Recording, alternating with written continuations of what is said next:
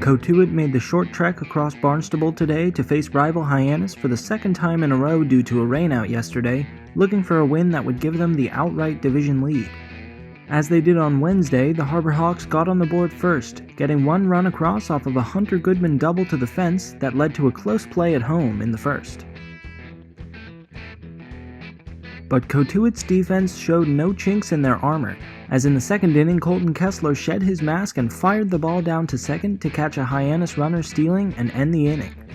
Cotuit's defense dammed up the Hyannis bats in the third too, as starter Jackson Wolf alertly fielded a grounder and went to second for one, and Oviedo went to first for two to end the third.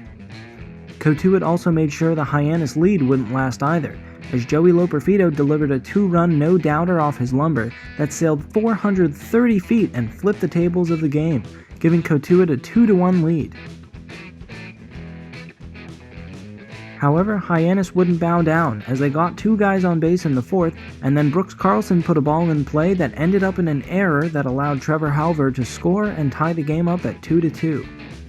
But Cotuit responded immediately, loading the bases in the fifth for Araj Anu, who was making his first start in 10 days as the DH, and he seized the opportunity, grounding a ball straight up the middle for a single that would plate two base runners and put Cotuit up 4-2.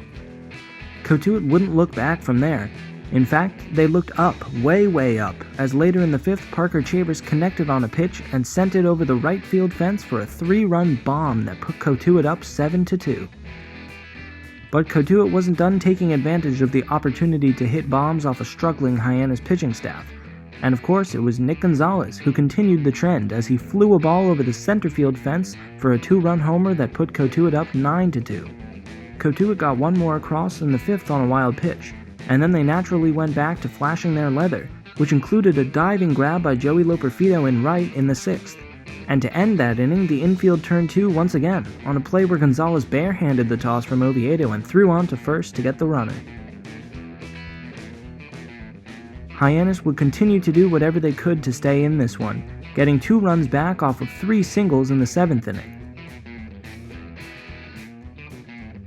But after Casey Schmidt was called in for the close and fanned 3 straight batters to end the 8th, Cotuit let Hyannis' pitching woes lock this game up for them. Cotuit got their 11th run on a bases-loaded walk and their 12th on a fielder's choice. Matt Mervis lined a double hard off the right field wall to bring around the 13th Cotuit run, and the 14th and 15th scored on a passed ball and the second hit batter of the inning, respectively. Although the high scoring in this one had stretched the game out long enough already, Cam Hill stretched a little bit more on his own as he made a full extension to snag a ball in center to prevent a definite extra base hit in the 9th. Hyannis would later score their 5th run in the last frame, but by then it was moot, as Casey Schmidt got the save and the Kettleers came out of the night with a commanding 15-5 victory that in fact clinched them a playoff spot, still with 11 games to play, as they've now put themselves far enough ahead of Hyannis in the standings. Cotuit will be back at Lowell Park tomorrow to face Hyannis for the 3rd time in a row and for the 6th and final time this season.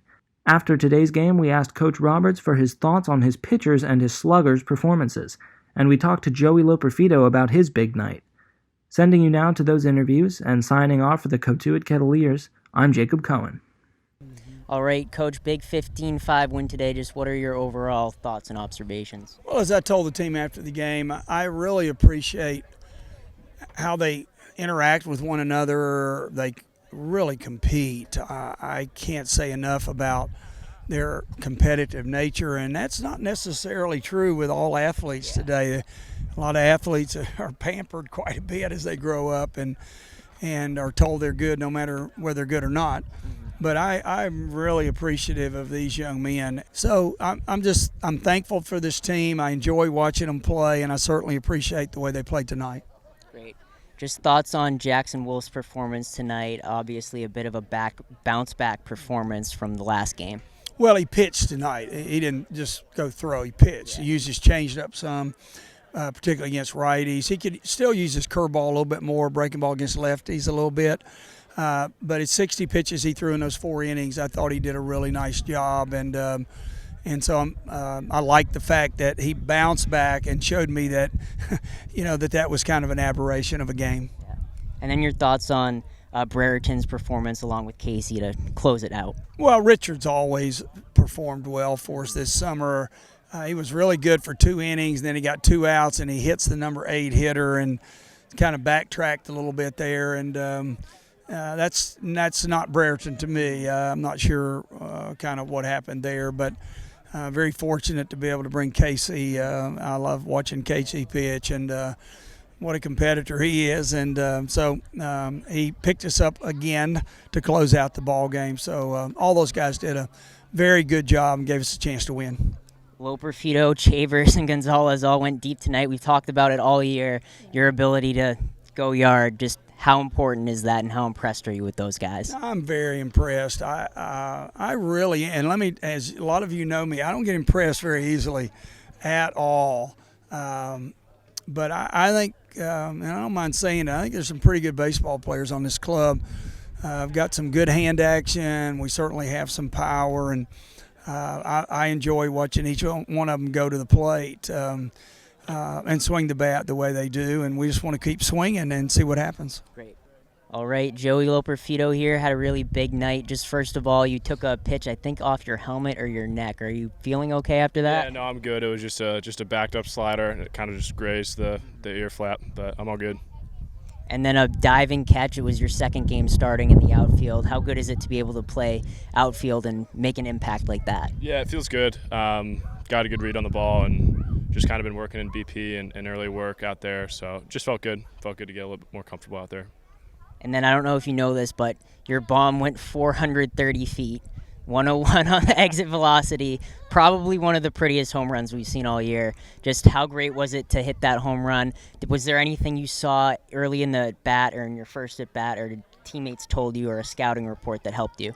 I've just been working with Coach Roberts a lot in early work on hitting inside pitches and getting them pull side in the air. And he had came in with a fastball that I missed 2-0 in my first at-bat against him. So I just kind of anticipated fastball coming and got a good swing. So.